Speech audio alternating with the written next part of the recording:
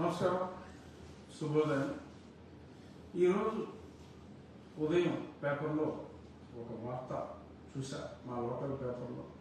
అదేంటంటే Sunday school పేరిట school పిల్లల్ని చర్చిలకి తీసుకుని వెళ్ళి అక్కడ క్రైస్తవ పాఠాలు, క్రైస్తవ మత ఉద్బోధన ఇవన్నీ చాలా ఎక్కువగా చేస్తున్నట్టుగా చూశాను. చట్టరీత్యా అంటే మతాన్ని మీరు ప్రచారం చేసుకునే స్వేచ్ఛ రాజ్యాంగం ఇచ్చినప్పటికీ బలవంతంగా మత ప్రచారాన్ని రుద్దటం అనేది చట్టరీత్యా నేరం. 13 రాష్ట్రాల్లో చాలా స్పష్టంగా యాంటీ కన్వర్షన్ రూల్స్ ఉన్నాయి. ఆంధ్రప్రదేశ్లో యాంటీ కన్వర్షన్ రూల్ లేనప్పటికీ కూడా ఇండ్యూస్మెంట్, గివింగ్ గిఫ్ట్స్, డేట్ అంటే మీరు లంచం లాంటిది అనమాట. అంటే చాక్లెట్లు ఇవి ఇస్తాము అని చెప్పి పిల్లల్ని తీసుకుని వెళ్ళి ఆ మధ్యన ఏజెన్సీ ఏరియాలో కూడా చాలా చోట్ల డైరెక్ట్గా ఆ స్కూల్లో చదువుకుంటున్న గురుకుల పాఠశాలలో చదువుకుంటున్న పిల్లలందరికీ కూడా చాక్లెట్లను ఇంకోటను మభ్యపెట్టి వాళ్ళని తీసుకెళ్ళి ఆ పసి హృదయాల్ని బలవంతంగా రుద్దే విధంగా చేస్తున్నట్టుగా కూడా చాలా వార్తలు చూసాం. అది మన మధ్యనే ఇంత విశృంఖలంగా జరుగుతున్న సంగతి నాకు ఈరోజు అది చూసిన తర్వాత తెలిసింది. దాని వివరాలు కనుక్కుంటే చాలా భయంకరంగా ఉన్నాయి. తల్లిదండ్రులు స్వచ్ఛందంగా పంపినవి కావు. ఎందుకంటే హిందువులు ఎంతోమంది కనుక్కుంటే నిన్న మోగాల్లో అనే గ్రామంలో జరిగింది. వాళ్ళ సర్టిఫికెట్లు చూస్తే చాలామంది వెరిఫై చేశారు. వెరిఫై చేస్తే మరి వారంతా హిందువులనే, చాలామంది హిందువులనే తెలిసింది. మరి హిందువుల పిల్లల్ని మరి తీసుకెళ్ళి ఈ రకంగా మత ప్రచారం చేయటం అనేది చట్టరీత్యా నేరం.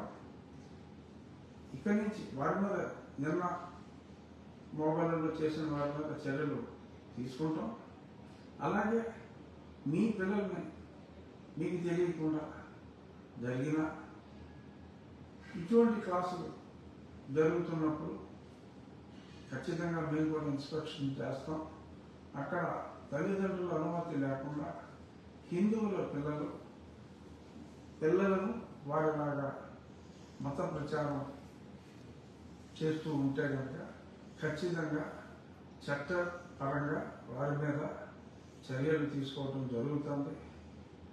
డిప్యూటీ స్పీకర్కి ఏంటి సంబంధం, త్రిపులార్కి ఏంటి సంబంధం, త్రిపులార్ మీద చర్యలు తీసుకోవాలి అని మీరు మాట్లాడితే నిరభ్యంతరంగా హ్యాపీగా మాట్లాడుకోండి.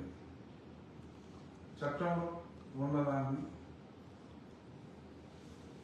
మా మతస్థుల్ని మీ కుట్రలకు బలి కాకుండా కాపాడుకోవాల్సిన బాధ్యత ఒక హిందువుగా నా మీద హిందువులందరి మీద కూడా ఉంది కనుక ఖచ్చితంగా ఏదైతే మత మార్పిడి చట్టం 13 రాష్ట్రాల్లో ఉందో ఆ చట్టం ఎక్కడ కూడా వచ్చే విధంగా హిందూ సోదరులందరూ ఖచ్చితంగా మరి జనాభాలో 80% ఉన్న హిందూ సోదరులందరూ ఆ రకంగా కృషి చేయాలి అని చెప్పి ఇటువంటి బలవంతపు పసి హృదయాలనే మార్చాలనే ఇటువంటి కుట్రలు న్యాయపరంగా చట్టపరంగా మనం ఆపాలి. తల్లిదండ్రులందరూ అప్రమత్తతగా ఉండండి. మీ దగ్గర ఇటువంటి సంఘటనలు జరిగితే ఖచ్చితంగా కంప్లైంట్ ఇవ్వండి. ఇటువంటి చర్యలు మరీ ఎక్కువగా అవుతున్నాయి. ప్రశ్నిస్తే ఏదో శాంతి ర్యాలీలు అని చెప్పి రఘురామరాజు డౌన్ అని యువజన శ్రామిక రైతు కాంగ్రెస్ పార్టీ వాళ్ళు నిన్న తిరువురులో కూడా మాట్లాడారు, రాజోలో మాట్లాడారు. ఏంటో మాట్లాడతారు, మాట్లాడి మా పార్టీ వాళ్ళు నా మీద చర్యలు తీసుకోవాలని చెప్పి వైఎస్ఆర్ కాంగ్రెస్ పార్టీ వాళ్ళు మాట్లాడుతున్నది అనేది అసలు జోక్ ఆఫ్ ది మిలీనియంగా ఉంది. నేను హిందూ మత ప్రచారం చేయట్లేదు.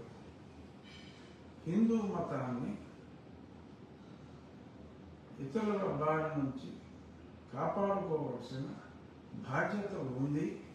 బలవంతంగా ఎవరికి మార్చే హక్కు లేదు అని మాత్రమే రాజ్యాంగబద్ధంగా అందులో ఉన్నదన్నట్టు నేను చెప్తున్నాను. ఇటువంటి సండే స్కూల్స్కి మన హిందువుల పిల్లలు సర్టిఫికెట్లో స్పష్టంగా హిందువులను ఉంటే మరి వాళ్ళు కూడా బలవంతంగా తీసుకెళ్ళి పసి హృదయాల్లోనే మరి వివిధ ఇతర మతాల బోధనలు చేయటం తల్లిదండ్రులు జాగ్రత్తగా ఉండాలి. But at the same time ఇటువంటివి జరగకుండా చూసుకోవాలి. హెల్ప్ లైన్ అవసరమైతే చర్యలు ఎలా తీసుకోవాలి అనే దాని మీద హెల్ప్ లైన్ కోసం ఒక హెల్ప్ లైన్ని మిత్రులు సాటి హిందూ సోదరులు హిందూ పరిషత్తులో ఉన్నారు, అన్ని రకాల హిందూ సంస్థలు ఉన్నారు, హిందూ ధార్మిక సంస్థలు ఉన్నాయి, శివశక్తి అనే సంస్థ ఉంది. అలా ఇటువంటి సంస్థలు వాళ్ళు ఒక హెల్ప్ లైన్ ఒక పేరుతో ఒక ఉమ్మడి పేరుతో ఒక హెల్ప్ లైన్ కూడా స్థాపించాలి.